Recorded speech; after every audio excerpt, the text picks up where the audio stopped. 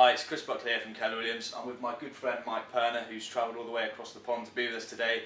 And Mike's going to take you through how he delivers a really, really strong market appraisal. So Mike, over to you. Absolutely. Thank you, Chris. I appreciate it. A couple of quick things, guys. First, this is one of a three-part video series. In addition to that, we have Pete Chabri coming in next month, who is fantastic, especially at the customer service and referral game. Ask him lots of questions about that. If you'd like the other two videos, please email Chris at chrisbuckler@kwuk.com. He'd be more than happy to talk about those and get those popped into your email for you. Okay? So let's talk about market appraisals. Alright, so through the years, I've gone on roughly 1,200 market appraisals in my career. 1,200, not bad, in a 5-year time span. Listing and selling, or getting instructions on, should I say, and selling roughly 750 properties myself. Okay? So I've got a little bit of experience with this. What I found is it's best to break down the market appraisal into 5 parts. Alright? So first one, and I'll talk about each one. The 5-minute sit. And what did you do in the 5-minute sit? No, and I'll get there. Don't worry, Chris. I Okay, know. I'm excited. Jumping ahead. Jumping ahead. We've only got That's a few okay. moments, right? Well, I got a few minutes. Second, the rapport build / walk around. Third, the marketing appointment. What are we going to do to get the home sold? 4, the pricing presentation. And then finally, the most important part, objection handling / signing the instruction. Okay, so Fair what enough. did you do in the 5-minute sit? Excellent. So on the 5-minute sit, when I first walk into a property, I say, hey guys, thank you so much for having me over to your property.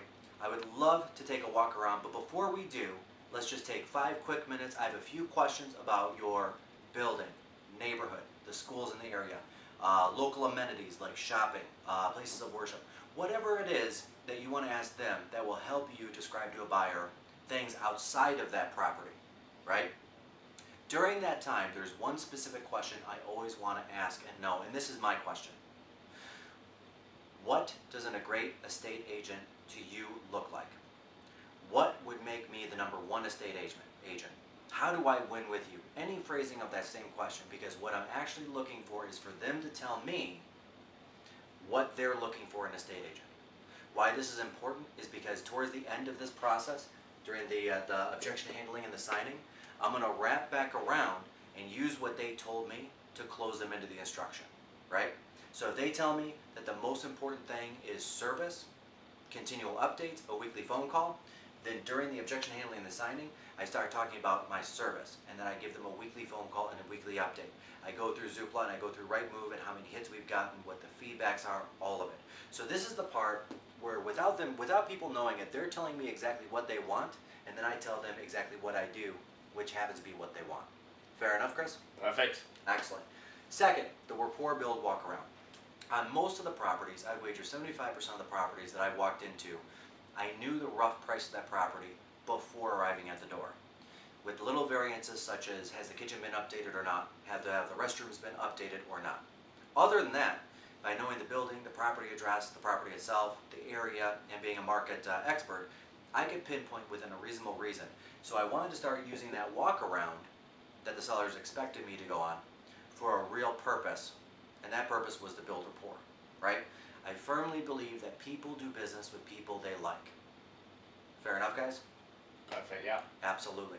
So, my goal here on the rapport build is to walk around the property and connect with them on 3 things. If their kid went to a private Catholic high school, guess what? I went to a private Catholic high school. If they're into boating, I'm into boating. And then we can talk about boats, talk about Catholic high schools, talk about whatever it is that connects you to them. Hopefully, you'll even find some commonality as far as people you know, because then you can lean on those external relationships as well.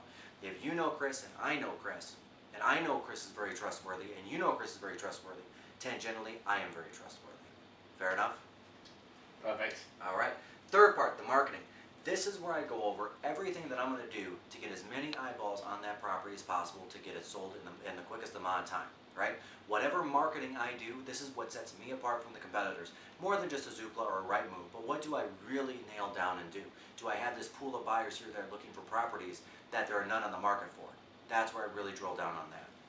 The pricing presentation, and it really is a presentation, is where I have them give me the price, not the other way around. How'd you do that? So I present, that's a great question, I present 3 sold properties, one a little bit bigger and a little bit nicer than theirs, one very much worse than theirs, and one almost identical to theirs. And we stand around the table together on the same side, right, because I'm on their side, and we look at all 3 properties, and we determine which one is most like theirs. I repeat that process with 3 pending properties, properties that have accepted offers but have not closed yet, and 3 properties that are on the market, which means they're on the market, yet buyers are passing those up for other properties, hence they're pending and the actives are not.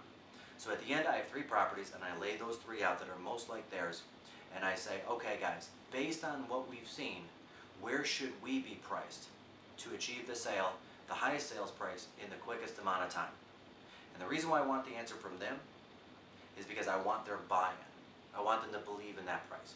And honestly, the evidence is all laid out for them. The last part is the objection handling and signing, right? So for me, my close on a signing is extremely simple. It's, are you ready to get started? Simple. And That's it. And we'll do another video on objection handling. So Mike, thanks so much. As Mike said, if you'd like a copy of this video and the next 2, please email me at chrisbuckler@kwuk.com. Mike? Absolutely. And one thing I will mention is we've got a great event coming in middle of July, Peach Brie. If you'd like to come to that event, it's going to be fantastic. Again, email Chris for that as well. Many thanks. Cheers.